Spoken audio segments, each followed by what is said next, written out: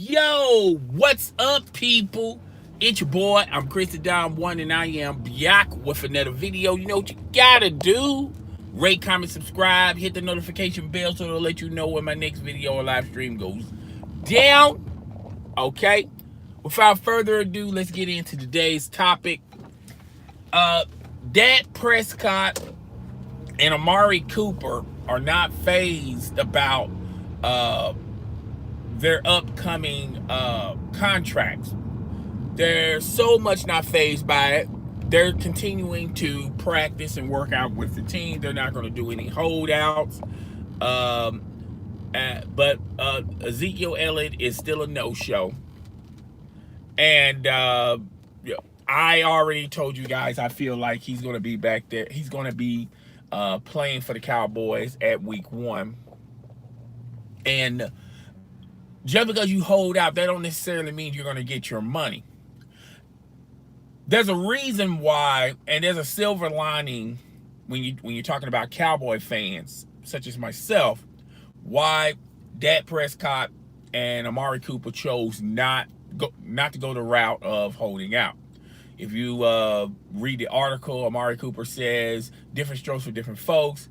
He feels like and he believes that holding out is not the end all and be all when it comes to contract negotiations. Dak Prescott was pretty much singing the same type of message, basically saying that he didn't want to be a distraction to the team, the organization, by holding out. But there's an underlining silver lining on the reasoning why they chose not to hold out. And you don't have to go too far.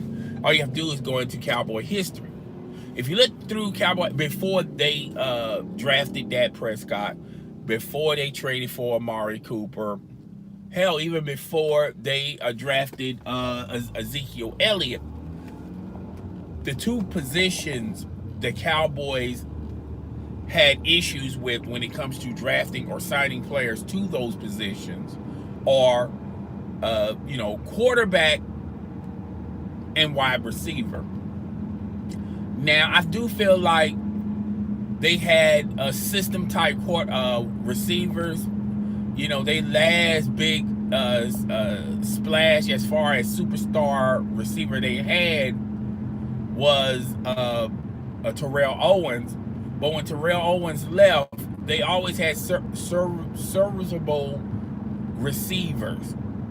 That, if you look at the batch of the receiving group they had before they ultimately chose Amari Cooper, they were serviceable. Okay, can I say that? And they fit their style and their system. You know, none of them were on the same cuffs as a Terrell Owens, but they still got the job done. If you look at when you look at their quarterbacks, it's been a while since they had a solid. And even though even though Dak Prescott has issues, if you look at his stats, he's been very successful when you need him the most, which is when it comes to wins and losses. And even though they had one playoff game that they won, still everything is pointing up in the right direction when you have Dak Prescott, and that's what you're going to build your franchise around. They know that the Cowboys are going to take care of them.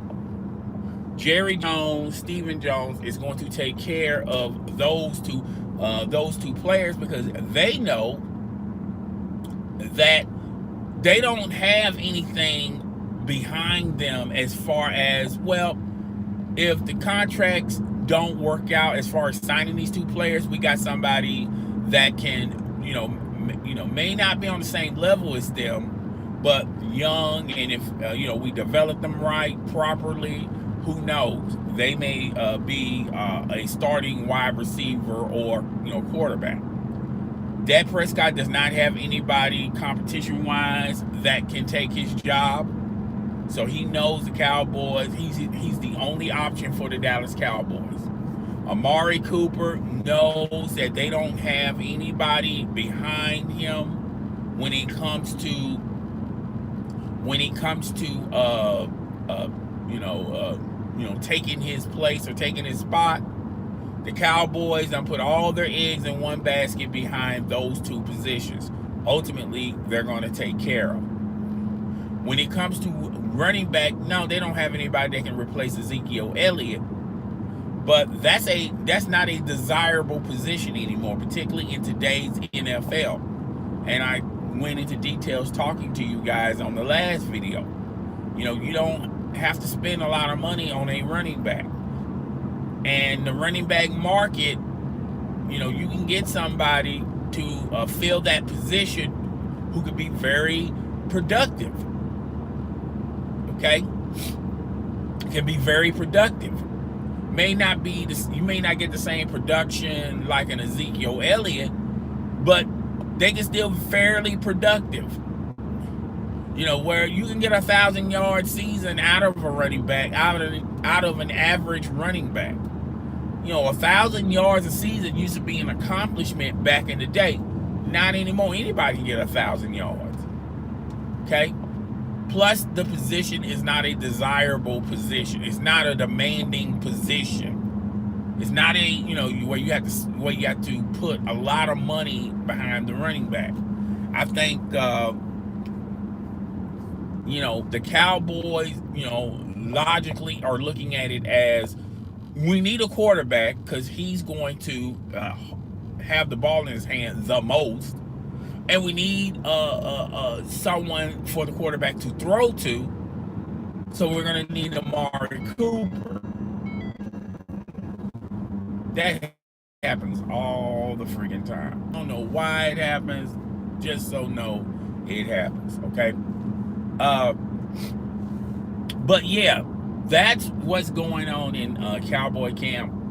I mean, I realistically do not see a situation where they're not going to take care of Amari Cooper and Dak Prescott. On their list is, let's take care of Dak Prescott, then Amari Cooper, and then if we can get Ezekiel Elliott at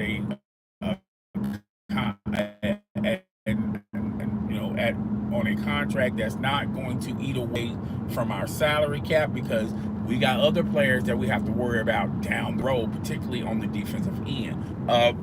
The Cowboys are in a perfect storm, so to say. They've been hitting on these draft picks, and these draft picks that they've been hitting on has been very important to the team, and they know that sooner or later, when these players, when their contracts up, you got to have the money to keep these players. Now you're not going to be able, realistically, you're not going to be able to keep all your players. Okay, there are a lot of players that they drafted. They know in the back of their mind they're not going to be able to keep them, because you're not going to be able to sign them all. But I like the Cowboys. And, a lot of people are talking about, if they don't get Ezekiel Elliott, that's going to put a damper on their postseason aspirations. But I feel like Ezekiel Elliott knows that this team is very special this year, and he's not going to be out for the year because of that. Plus, Ezekiel Elliott realistically knows that they have a lot of leverage on him. Every year he was always in trouble. Every year he was always. I mean, not every year, but most of the time in his career, he's always been in some type of trouble, and he's always been speaking to Roger Goodell. I think Roger Goodell gave him a break, and I don't think he's going to jeopardize that break by holding out. I feel like he's going to hold out.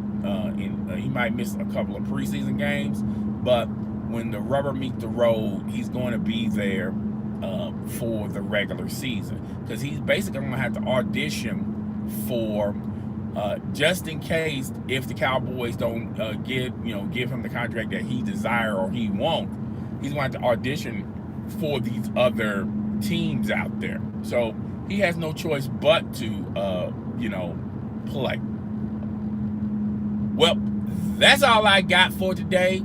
Tell me what you think. Rate, comment, subscribe. Don't forget to hit the notification bell or the subscription button so you'll know when my next live stream or video goes down. It's your boy. I am out. Be sure to follow my podcast on iTunes.